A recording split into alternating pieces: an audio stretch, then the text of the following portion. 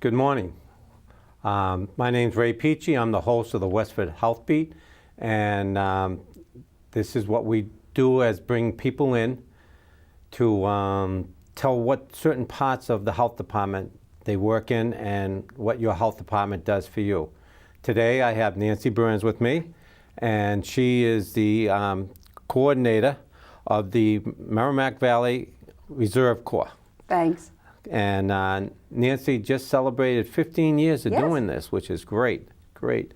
So Nancy, tell us a little bit about yourself. Great, thanks for asking me, Ray, and thanks for inviting me today. No problem. And the name of our unit is very long, I know. so that's why we abbreviate it. Technically, it's on my shirt, Upper Merrimack Valley Medical Reserve Corps. Yes. The national program's the Medical Reserve Corps. Each unit has its own name, so that's the one we were given. So I got into this back 15 years ago, having done 12 years of freelance work and thinking, you know, if I were to do something else, this looks like a really good job, and applied for it, was actually surprised I got it.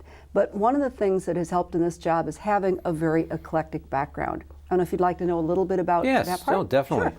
Definitely. Well, I grew up in the Midwest, Illinois and Iowa, and I still think of myself as a native Midwesterner. Every piece of my really eclectic background turns out to have fit into this job, which didn't even exist 20 years ago. So it's Correct. kind of amazing. Yes. First of all, there's the Midwestern values, which are shared, of course, by other parts of the country, but honesty, hard work, academics, command of the English language, music was big, caring for people was very big. Don't even try to tell a Methodist woman not to bring you a casserole if you're sick. It's just going to happen. I'm a really bad cook, but I have like 4 things that I can make that are decent for people who aren't feeling well. So when we moved to Massachusetts, I went to UMass which is a big organization. Yes. What I liked about being an English major was it allowed me to take the widest variety of electives ever of any major. Okay. I could take classes in physics, business, especially management, which I loved, engineering. I got to spend a semester in France. Yep. So I got the sense of what it feels like to be an immigrant. Even knowing I was going to come back, you realize, wow, I don't speak the language, I don't dress the way they do, I don't understand the customs, I feel like a fish out of water, and culture shock is hard. Yeah. So taking all of that back to this particular job, every piece of it's come into play. Being from the Midwest, I have a Midwestern accent. They like to see that when you're doing voiceovers and on-camera work, which is part of what I did as a freelancer. Yep. Being a reporter for the past, you have to be interested in a lot of different things. In this particular job, bottom line, you really have to be a jack of all trades. Because when you're coming into disaster, as you know from your time in the police department, you never know what you're going to face. Yes. You don't know where the bad guys are, how you need to prepare. You just know it's not going to be like however you think it's going to be. Right. So when you come on the scenes of some of these disasters, you have to think fast, be on your feet, and running this organization has so many components, you don't even know how to prepare unless you have that background to draw on. Yeah, exactly. Now, the Merrimack Valley, Upper Merrimack Valley Reserve Corps, or the MRC, as we call it, did that come after 9/11, or did that come from like funds for 9/11 afterwards? Okay, I That's thought a so. great question. Yeah. We did come about specifically because of the events of September 11. Well-meaning people from all walks of life converged on these disaster scenes. I want to help, I want to help.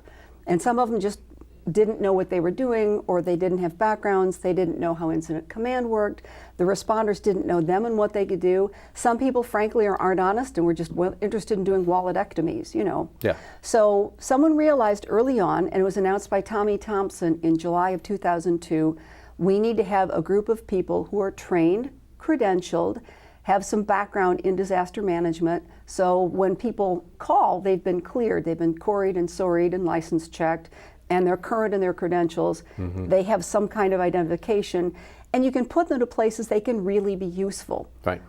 So that's a really important piece of it. And you people practice these things as well, I know that. Oh yes, around the year. Yeah. And you had this weekend, was it Thank this you. weekend? You had a... We had a training day. Okay, training, that's what I was looking for, yes. Yeah, we had big things happening this weekend. I don't know if you're aware that Governor Baker declared last Saturday as the first ever Massachusetts Medical Reserve Corps Day. Oh no, I did not. Okay, That good. honored all 38 units in Massachusetts, 13,000 volunteers that do this. Okay. And it was also when we planned our training day, 170 people gathering at Middlesex Community College in Bedford. Thank you, Terry Downs and the Homeland Security Program for being our hosts. And we had an amazing day. Middlesex District Attorney Marion Ryan gave the keynote. Terry Downs gave a presentation. Sandy Mackey of Leahy Hospital Medical Center gave a talk on teamwork and disasters. Rod Fritz, my friend from my radio days, talked about the media. And we had 9 classroom sessions in the afternoon, each talking about a piece of what we might come across. Okay. Between diabetes, opioid abuse, how to apply Narcan, risk communications, traumatic brain injury. So it was a valuable event, and I mean, it was a pinnacle. It couldn't have been more That's awesome. successful. We're very proud. That is awesome. So what's a typical day like for you? Funny you should ask. There really isn't a typical day, especially after training day. You'd think I could get right into the follow-up by writing the thank you notes and returning supplies. But I mean, there were things to promote it that I wasn't expecting. There were dementia-friendly Westford activities just this morning that they moved that to this particular day. I might be spending a chunk of my time just answering emails from volunteers liking to join, or lining up the next round of projects we might be doing. Should we be doing more on emergency shelters or medical special needs or alternate care sites? And every day is different, which is one of the things I love about it. Yeah. Very now, diverse. You talk medical reserve corps. So there's nurses, EMTs, I imagine, paramedics, Yep. doctors? Yes, we do have doctors, but the important thing is, even though medical is in our name, think about a hospital that you get medical care, but it's not all doctors and nurses. No, I know that. Right, Correct. right. So you need the receptionists, you need the greeters, you need the number crunchers, you need human resources, housekeeping, medical people of varying levels.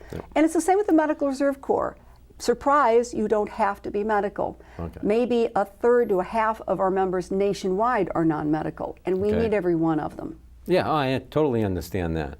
Yep. All right, and now who's the director? I believe it's out of Westford, Jeff Stevens. Now, there are almost 900 Medical Reserve Corps units around the country, and many of them are set in public health departments. Okay. The way ours works is we have a director. By definition, it's the health director. So Jeff Stevens, health director, is also our MRC director, and I'm the coordinator. This is maybe 5% of the director's job, but 100% of my job. Yes. Because both of us are very busy, but in different ways that intersect.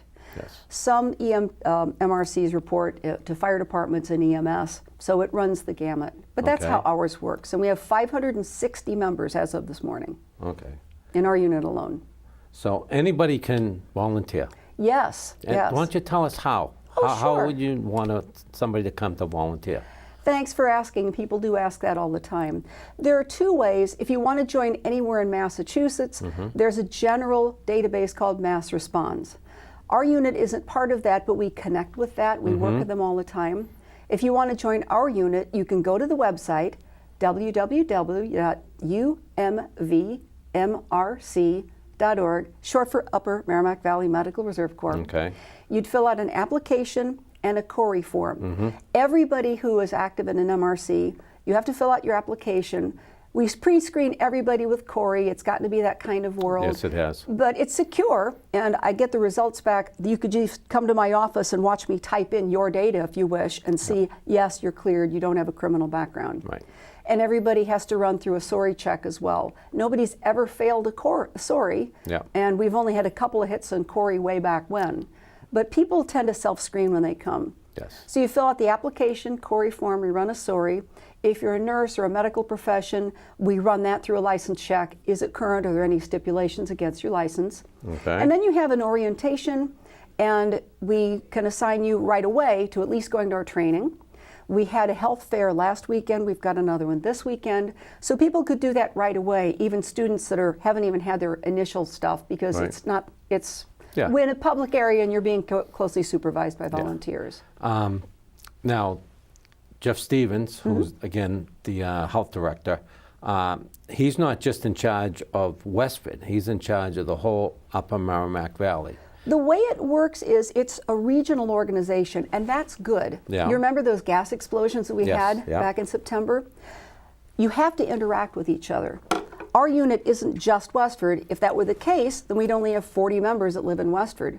We draw from people in 57 communities. We have people that are active okay. coming all the way from Brockton, all the way from Lynn, because we're very active and have a great reputation. Okay. So we cover the 7 communities in the Upper Merrimack Valley. Should I name them? Yes, please. Billerica, Chelmsford, Drake, Lowell, Tewksbury, Tingsboro, and Westford. There you go. Okay. I've practiced that a lot. But the advantage is that if we can draw on 57 communities for things and say to people, you can limit yourself to just your own community if you're super busy and that's your interest, or you could work across the region, which we prefer, because there's more talent diverse across the unit. We may not have enough dentists in one town, but we may have more in another, for example. And then also, when the Merrimack Valley explosions happened, they started with their own people, but they didn't really have enough, and it was Right. huge. They tapped the neighboring units, and we worked really closely and well together. So it was a big deployment for us as well as them. And I know the police and fire did the same thing. Right. Because basically, that Lawrence couldn't handle that in North Andover. They didn't have enough people. Right. So they brought in from all surrounding towns, quite a few. I mean, we could have even gone possibly. Oh, I bet. They've gone this far. Right. Just they needed the people there. And you have mutual aid agreements. We have Correct. something similar with the Similar Medical to it. Reserve Corps. It's organized, never just show up at a disaster, as you know. Yes. Yeah. Could you see a police officer just saying, hey, I'm here? I'm here. Yeah. Exactly. No, that doesn't work. Okay. Good. You can stay on. Any challenges? Any main challenges to your job? We are a shoestring organization. Okay. We don't all drive around in Jaguars. Yeah. We do this mostly as a volunteer basis. I am staff, but I'm the only staff person for the Medical Reserve Corps. Okay. Unless you count the director, but he's the health director as well. Right. But they're volunteers and they're dedicated. But we have to be very careful with the funding. We have 3 sources basically. One is called FEP, Public Health Emergency Preparedness. Okay. That comes from the CDC. We also have MRC funding that's through the state. Okay. And then we also have grants that we apply to periodically. So we have to be very selective in what we can reasonably handle and do well, Yeah. and how we're going to use our funds as wisely as possible. I mean, I swear, I squeeze Lincoln until he cries Yeah. with every penny that I we can have. imagine. No, exactly. Question for you: how is the state involved in the MRC? Your MRC or ours, whatever. I mean, does Jeff have to report to them, or does he have to report to the national MRC? Or Every individual MRC unit is authorized to do whatever it needs to do in the local Yes, area. okay. Now, in the beginning years, we just got our grant from the federal government saying, here's your $50,000 a year. These are the things you said you'd do in your grant. Go ahead and do them. Spend Okay. the money however you think is Yes, appropriate. yes. If there's more of a 10% variation, let us know Yeah. and give us a report every 6 months. And we were really streamlined. We really did well. We could use our judgment. Now there's more agencies involved and there's more bureaucracy involved. There's this HMCC organization, and this is a national trend, wanting to unify the hospital and medical coordinations, the nursing homes and hospitals and ambulance companies, everything in that realm. We also now have something called a fiscal agent that manages how we're going to work the grants and the contracts. And DPH is the ultimate decider, so if I want to get something done, I check with HMCC, who copies the fiscal agent, who gets the approval from DPH. It's a system that's been in place for a few years, and but the advantage is I went to a large university, UMass Amherst, Yeah. and I also worked in a very large corporation for 18 years, Digital Equipment. So I'm pretty used to working with big organizations Right. and understand I'm a pragmatist. We have to get it done, so you just try to streamline it as well as we can. And on the plus side, each of those entities, the people we deal with, are really good, nice, caring, professional people who get right back to you and are striving to do the right thing. Yeah, that's good. What's the last time the MRC worked in Westford that we were called upon? Oh gosh, it's like a daily thing. I mean, we do okay. screen blood pressures. We will be doing the trail run in September. Yep. We also do the flu clinics every year, and they're almost all staffed by MRC volunteers. Not just the nurses inoculating and doing the medical screening, but also the non-medical people with the registration. Okay. And anytime you have a health fair, you'd probably call us. And there's a protocol for calling us. Our next door neighbor can't just pick up the phone and say, hey, Nance, can you send people for such and such? Yeah, okay. Jeff would approve all of this as director. But we do more in Westford probably than any of the other towns in between CPR classes Yeah. and first aid. We train I've got a couple classes next month that we're offering for 8th graders at Stony Brook. Yeah. And we've taught it to municipal employees. And just last month, we taught Westford residents until help arrives, which is a life-saving Yes. skill. Yep. And stop the bleed. So we're extremely active in Westford. Okay. Thank gosh. Okay. Yeah, so it's not just that you're going to come out in an incident.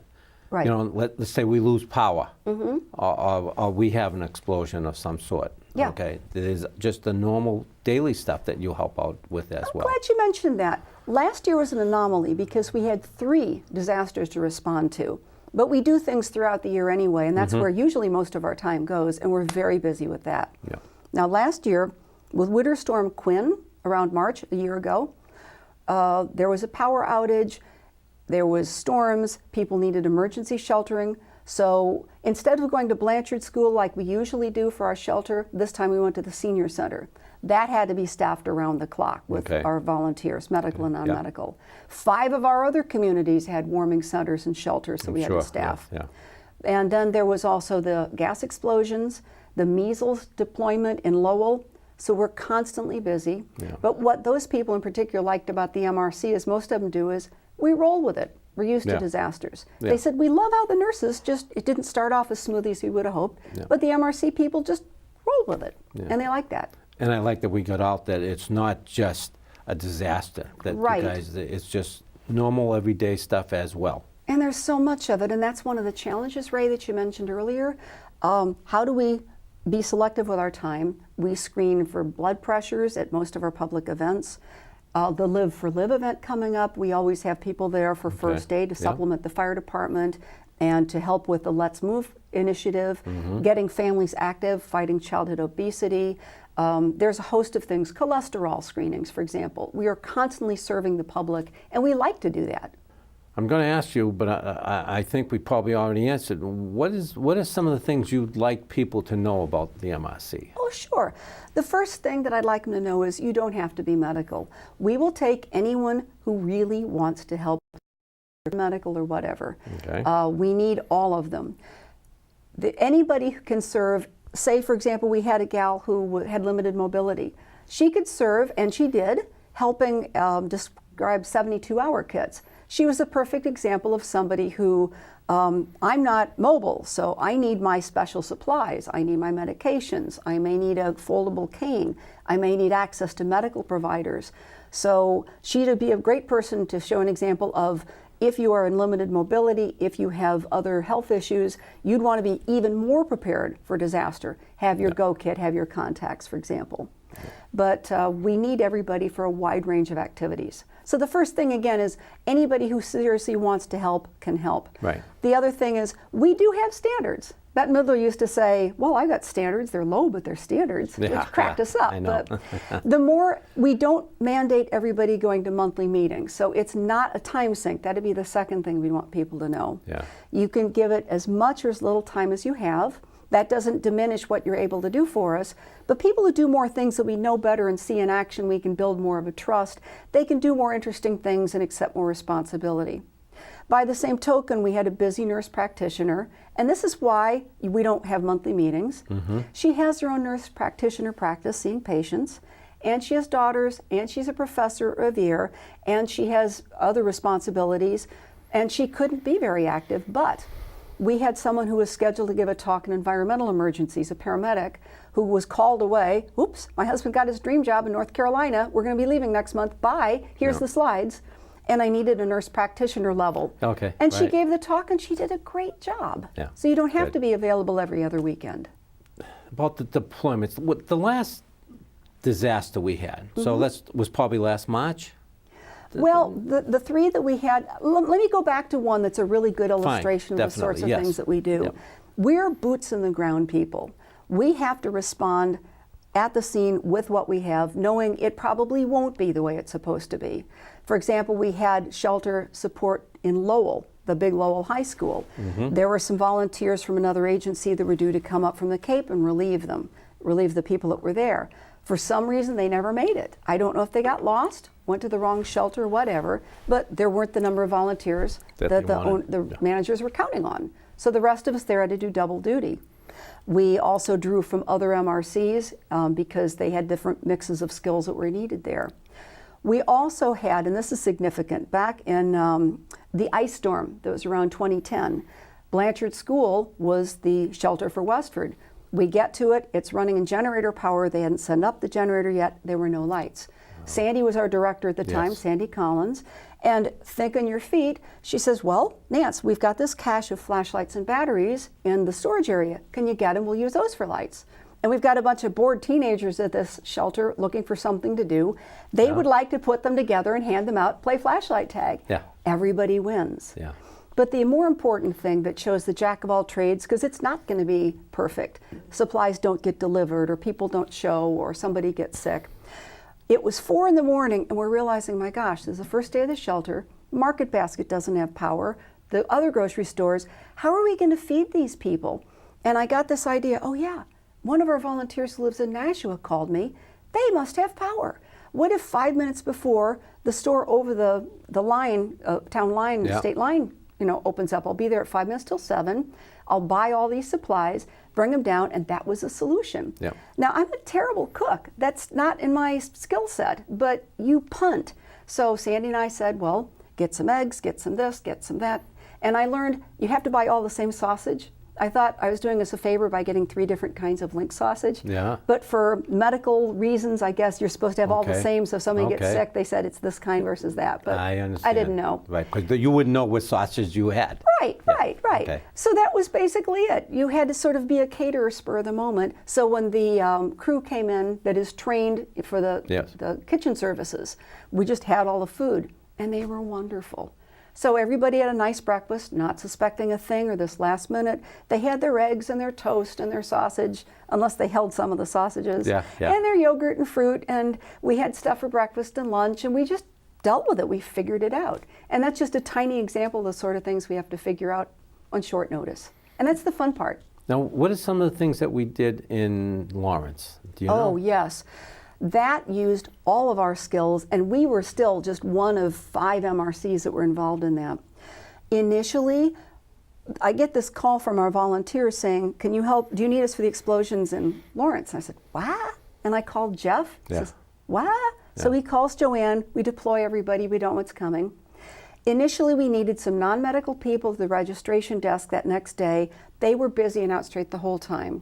We needed some EMTs or people that used to be EMTs to help set up in the shelter. So they're putting up cots and generally keeping an eye on people coming and going.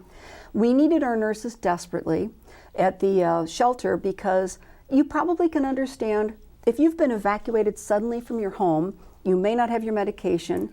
If you're medically frail, if you're already frightened, there's all this upheaval, uprooting your schedule, everything else that goes with it, and the weather's maybe not so great, and that's my home and it blew up. There's a whole raft of issues. So we had our nurses there doing triage, and right away some of them said, you don't look well enough, we really need to get you to the hospital. Several of them had to be triaged and transported. And then behavioral health became big, so our behavioral health people came. And our non-medical people helping at the recovery centers and the reply centers. And they knew these people were at the end of their rope. They're just frustrated. Don't take it personally. So every capability we had was tapped with those. And it wasn't even in our area. But they couldn't fill those needs, so we did. And if we were stressed out, they'd come to us. Oh yeah, exactly. And that's the big part of it. And I'm sitting here learning stuff too that I didn't even realize, you know. But when I was on the force, we didn't have the MRC. Right. You know, it came up a little after I was on the force. And we're a support organization. We're not trying to take anybody's job away. We Right. rely on the police because we don't carry pagers. We're not first responders. We usually have about 24 hours to get together our people, and they might fill 4 to 8 hour shifts over the course of a disaster in a week. So we try to be ready for that because you never know what's going to happen when. And where do you work out of? I work out of Millennium School, but that's where my office is located because it has more storage for our Yes. mannequins, and Yeah. there's a lot of gear that goes with this job. Oh, But I I also know. report out of the health department for Jeff. Right. Yeah, I know. And we have trailers behind the Blanchard. Right. Right. They're not temperature controlled, so things Right. like the temperature sensitive mannequins and the tabs that you need for water Yes. purification, they're temperature sensitive. So. Right. Right. We have what the cots are over there. Right. And things like that. Right. Exactly. And we need our training and things to brush up on how do you Yeah. put together the cot, don't do it backwards kind of Yeah, thing. I know. I know. Somebody lays it and it breaks because you didn't put it in right. You know, But now that you have doesn't more of a happen with us. problem. Yeah, I know. We train. Yeah, exactly. Anything else that you can think of that you'd want the people to know about the MRC? I think in general, people are better off by volunteering. It makes you healthier. It gets you more social. It makes you know that you're giving back. And it also gives you a better perspective. One of the many pieces of my eclectic background that still helps, when I was 16, my first job was at a nursing home. So when you're talking to people and caring for them that are 100 years old, 105 even, it makes you think back on what's my life going to be like? When I'm over 100, am I going to look back and say, I was just selfish, I paid my bills, I took my vacations, but I really never did anything to help anybody? Who wants to have that at the end of their life to look back on? This is stuff that matters, and this is stuff that makes a difference. And you're working in something that's bigger than you are, and that's just so gratifying. And it changes every day. Oh yeah, I can imagine. And like you said, that just must make your day go by quick because you know you don't know what's going to happen. You know you come in and you say, well, I know I have to do this and this, and like it's like, well, I have 1, 2, 3, and you're working on one, and all of a sudden, nope, I have to do 1A now because A came into it, Yeah. and now I can go to 2, and then all of a sudden A or B might come into it, and it just brings your day along. I mean, when I was hired into this job, they weren't looking for somebody who could sing, but we actually did a funny song that went viral across the MRCs. And you might not know that you have to do videos, for example, to promote a cause or to provide training materials. You're always doing classes. It's just so varied, and it's a lot of fun. That's one of the good things about the job. Do you have any closing thoughts? I appreciate you inviting me here. I would encourage anybody who wants to join the Medical Reserve Corps, our unit, or any of the ones across the state. Check the website, or again, our website, www.umvmrc.org, or call me, 978-399-2549. I love hearing from people, response partners, because we work with a lot of other agencies, hospitals, ambulance companies, training, and the sky's the limit in what you could do for us. All right, that's awesome. That's awesome. Thank you very much for coming Thank you, and Ray. explaining this. And this is Ray Peachey. I am signing off, and I hope you learned some stuff. I know I sure did. Thank you.